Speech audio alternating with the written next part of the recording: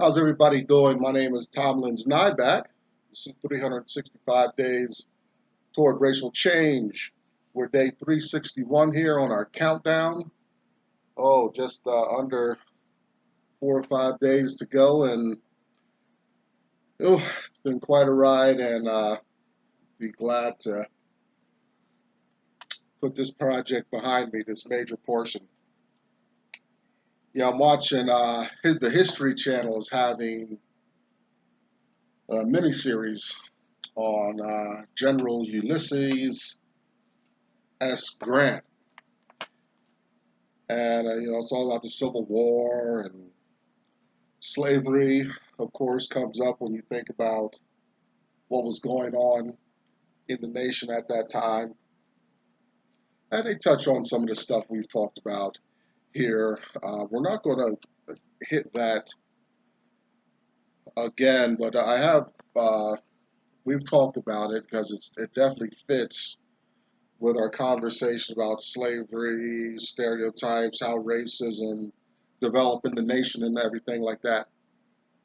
But I do want you to go away with remembering that the Civil War was not about any altruistic concerns for black people.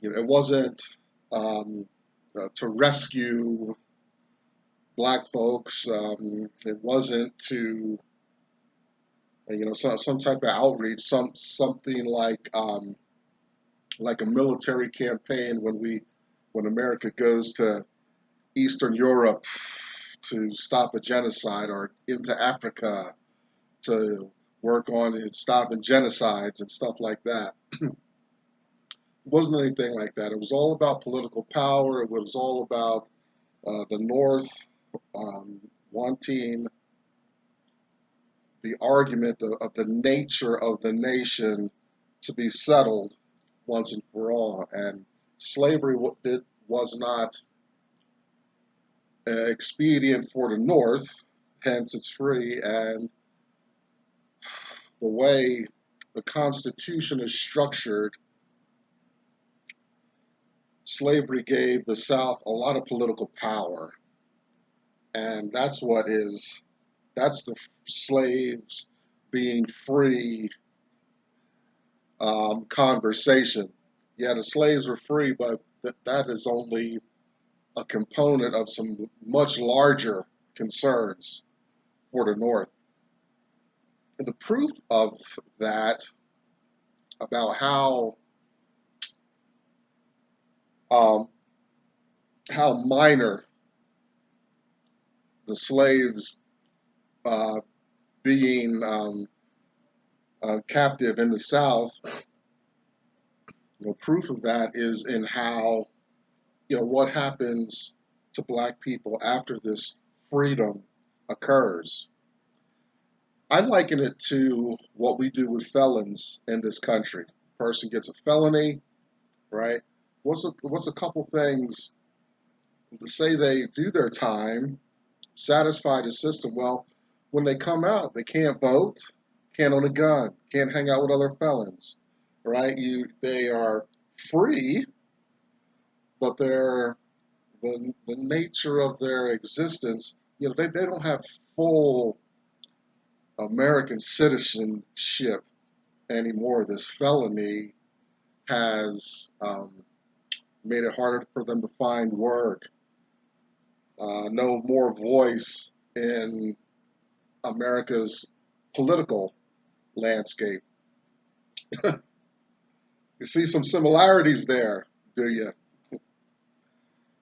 You let the black people be free in the South. Well, there was no voting, no representation, right? Oh, maybe the country had to come along and develop and stuff. Nah, it was black people were the design was to keep black people in the wake of um, white power and control. Black people were always to be downwind of the wealth and resources in America. When I'm at a bus stop, not so much now because the virus and nobody's really moving about, but in the heyday of socialization, I'd go to the bus stop and someone would light up a cigarette and I'd be downwind of that. And suddenly I'm breathing smoke. I used to smoke, but I despise it now. I hate it. But I'm downwind of the smoke. So, I got to move myself around that inconsiderate smoking ass and get upwind to get the fresh air. You see, and this war to free the slaves and Lincoln like some kind of racial Santa Claus and all that. That's all the myths. That's what they tell us in grade school, things for us to believe. But it's not the whole truth. It's not. Um, they don't deliver that to us with a full understanding of what went on with the Civil War, freeing slaves, and all that. So when you think about this war to free the slaves, think about my two illustrations: the convicted felon and being downwind of a smoker. All right, but today we're going to talk about skin color and phobias. I'm inspired to do this work, and I'm so glad I ran into this gentleman's information. I hope I can meet him someday. His name's Dr. Claud Anderson. He's written a lot of great material on racism in America. He's got an emphasis in economics and getting black people to the point where they can be economically competitive in the system, which we are not. Read 3 of his works: Black History Reader, 101 Questions You Never Thought to Ask, Black Labor, White Wealth, Search for Power and Economic Justice. We are in this book today, page 361, if you have it. I'm on, not page 361, page 93 and 95. This is day 361. Get back to that in a moment. And Powernomics, Dr. Anderson's national plan to empower Black America. Find Dr. Anderson here on YouTube and at powernomics.com. Behind me, you see the hashtag #us2 symbol. You'll find Black women supporting one another, having their community. Check out Blag Enough, BLAGGENUF, kind of a Black Facebook experience. If you got an entrepreneurial mind, go hang out with Dr. Boyce Watkins at the Black Business School. TheBlackBusinessSchool.com. And my other gentleman named Tyrone Gregory, self-employed tax guy. Oh, if you can't find your flavor here on the World Wide Web, do what I did. Start your little project. Many people have, and it does something for character, expressing yourself, putting 2 words, sentences, a thought together. Very important. Not many people have that skill. And finally, we're finished looking at this book, but I want to keep pounding this into your head till the very end. I want you to read Uncle Tom's Cabin and get understanding of slave life in America back pre-Civil War. All right, today at day 361 are in Black Labor, White Wealth, looking at skin color and phobias. Very appropriate. Just the other day we talked about black hatred and all that. An interesting parallel with what I was seeing with this Grant documentary on History Channel. The white people, the European thought about warfare, respect, and all that carried over, and some of the justification for oppressing black people the way they did have and still do today, to some degree, is that they don't respect people that would roll over, be so passive and things like that. Is you go to war and you take and you use force to mold your will out in the world, and so that leaves room for them to disrespect, to despise, you know, being godly and things like that. We find, at the end of Uncle Tom's Cabin,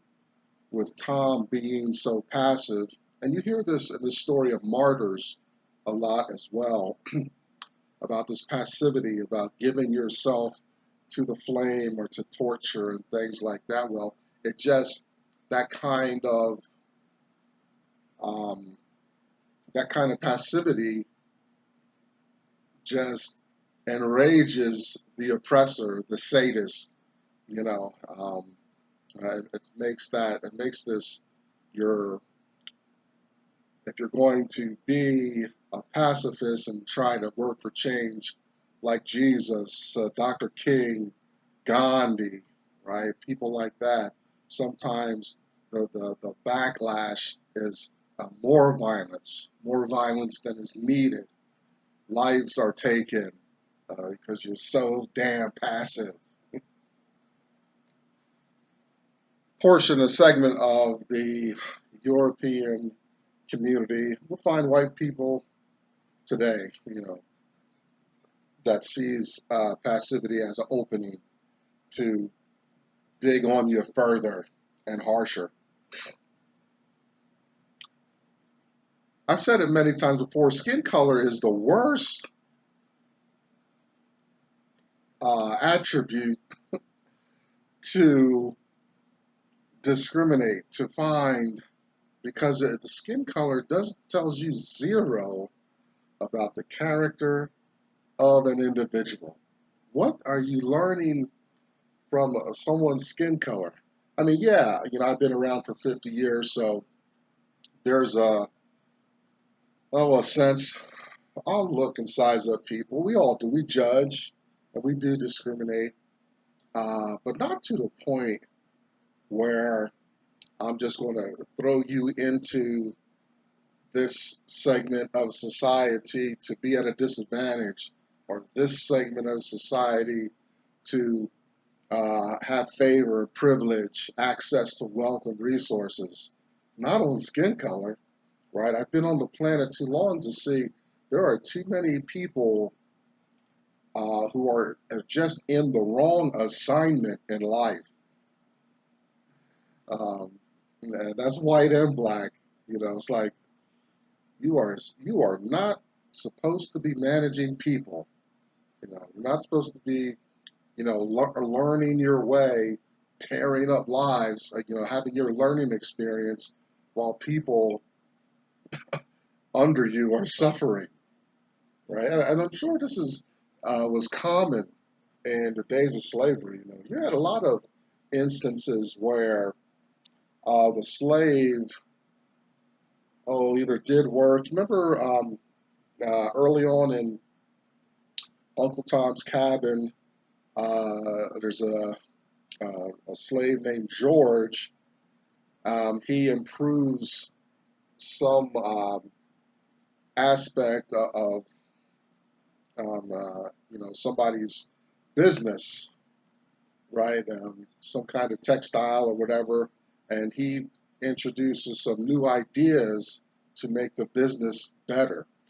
Well, George is outsourced by a slave owner who has about as much wisdom as a stone. And when he sees George getting appreciated, recognition, and stuff like that, he takes George out of the company and he gets royalties from George's inventions in that space, right? He takes George back to the plantation, puts him in the field, and treats him harsh and all this stuff. right? Now, I mean, tell me where skin color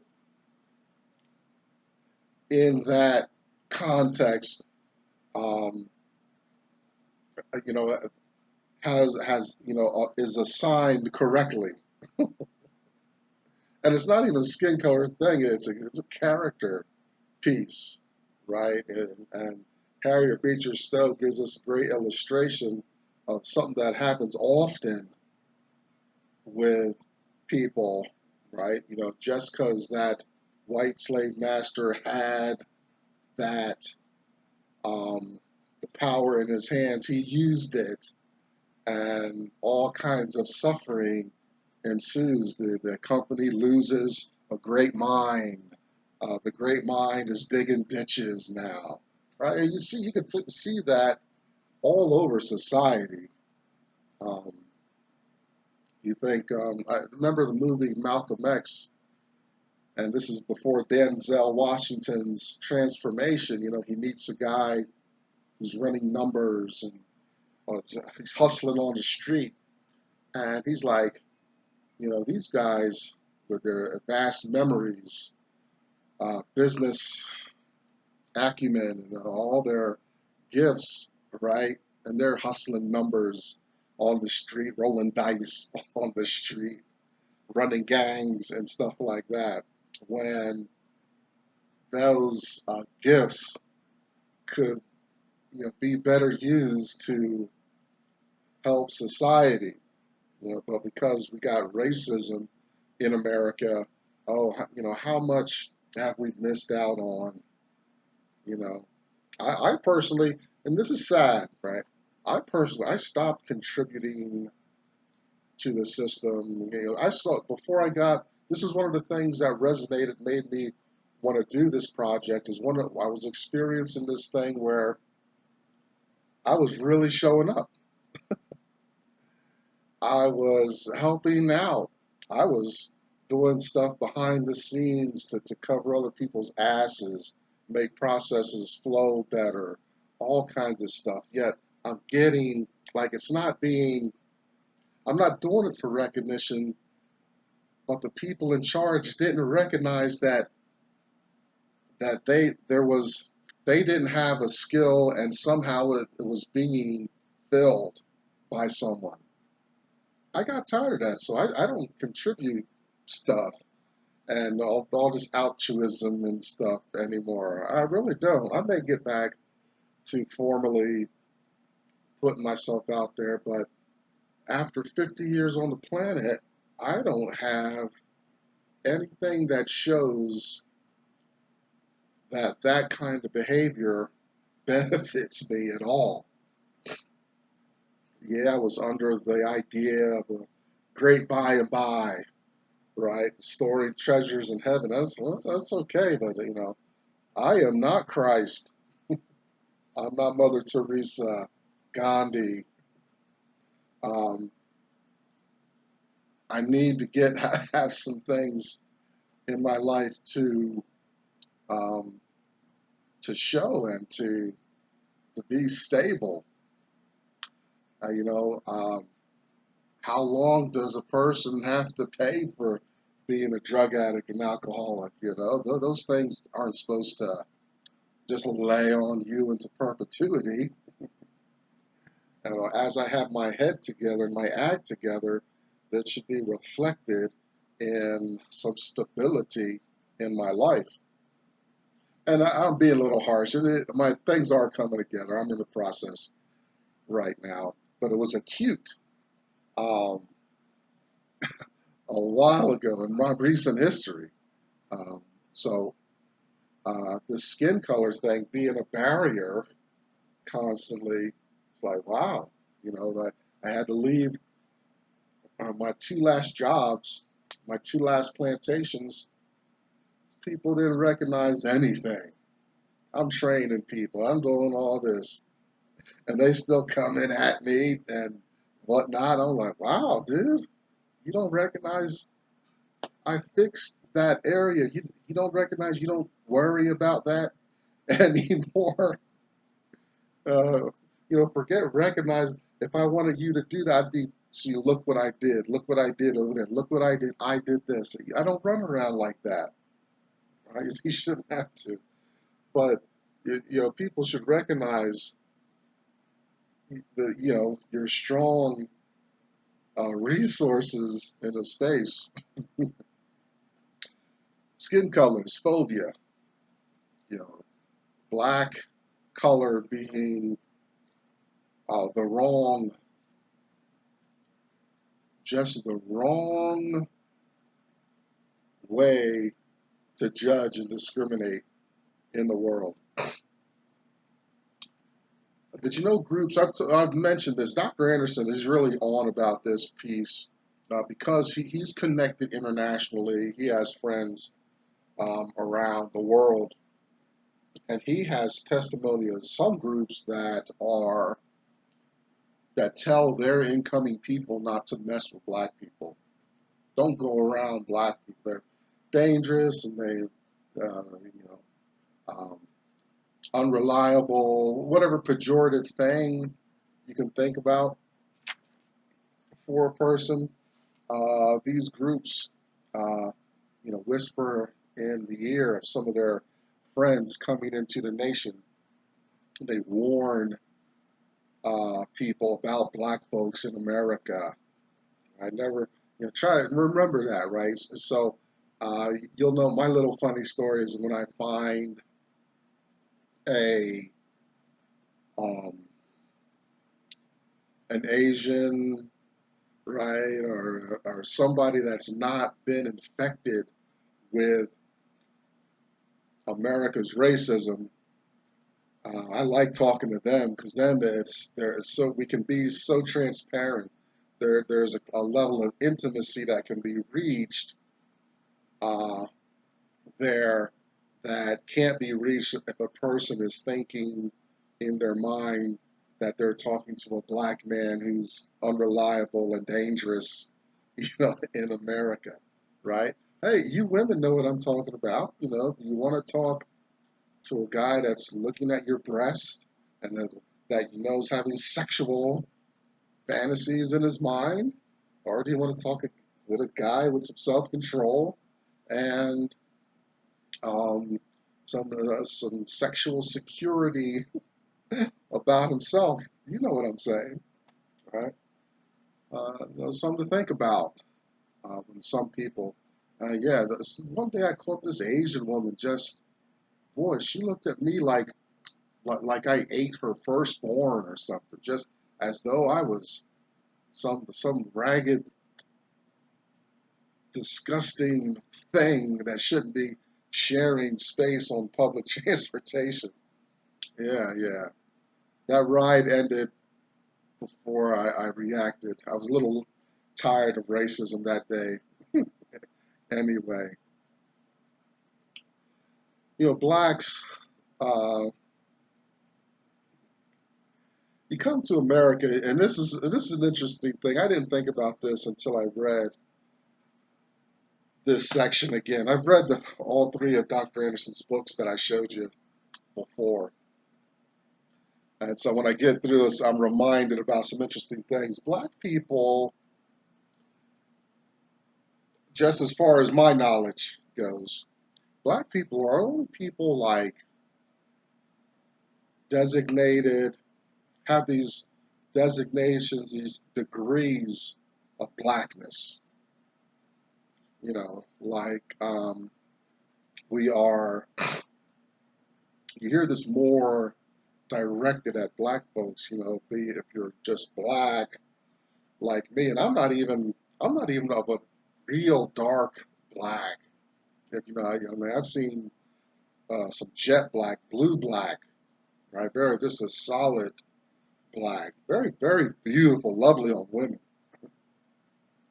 and but you got shades and degrees of blackness, right? It's never shades and degrees of darkness reflecting on white folks. It's always the other way around, where it's shades and degrees of blackness. But we're not going to get away from that for a long time. But you got your mulattoes, quadroons, octoroons, and one drop, and all these uh, gradations of, we say, blackness in America. And you don't see that.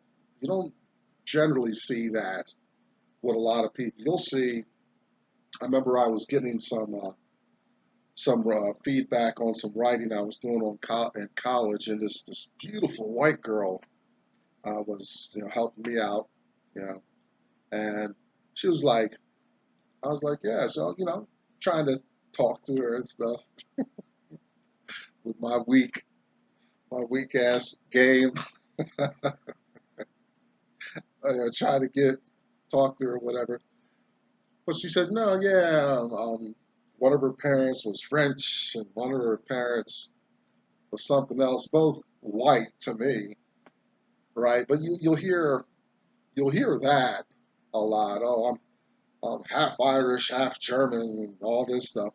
And we don't really get too on about that, right? But when it comes to black people, boy, it's very controlled by degrees and everything, and it's just I don't know. To me, it's a way of really uh, being hypersensitive about color, skin color in America. That we're going to micromanage it, right, and really consider these things, and more so, of course, back really meant something back in the slavery days, things like that. But it is a double standard. I mean, because white people, they're white. I don't judge um, their whiteness and white Europeans mix, and I wouldn't be able to see or know the difference. And then you come over here, and it doesn't have that kind of weight as degrees and gradations of blackness. Um, I've noticed you find white folks really hesitant about passion in general, right? They definitely don't like it in the workplace. I bring like energy. I don't want to be there anyway, so if I can get my blood going and get excited about, you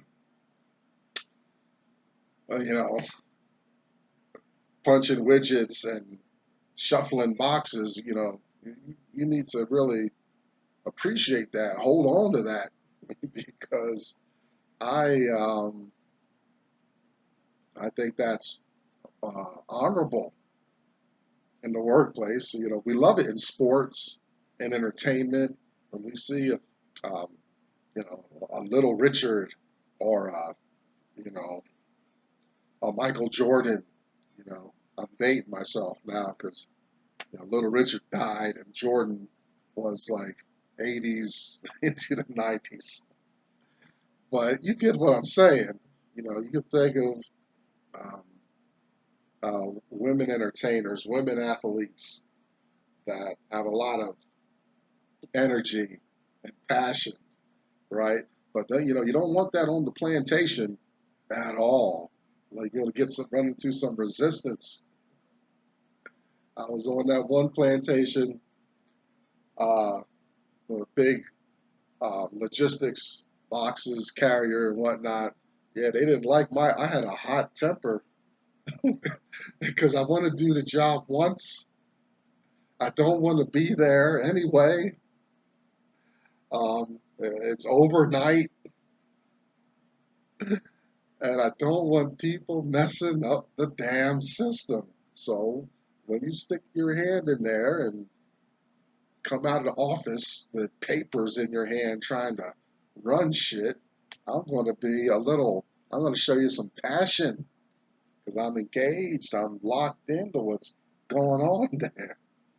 Oh, but those overseers, they don't like that, right? And they don't like that from a black person, right? Because I see, white people with their suggestions and usurping authority and inserting themselves and all kinds of crap, right? With no blowback or pushback. And usually I'm the one running behind, cleaning up, fixing stuff behind them. I got some passion when that comes out. But white overseers, slave masters, and things like that, they really don't like that in the modern day plantation. They just don't know how to deal with that. They can do it.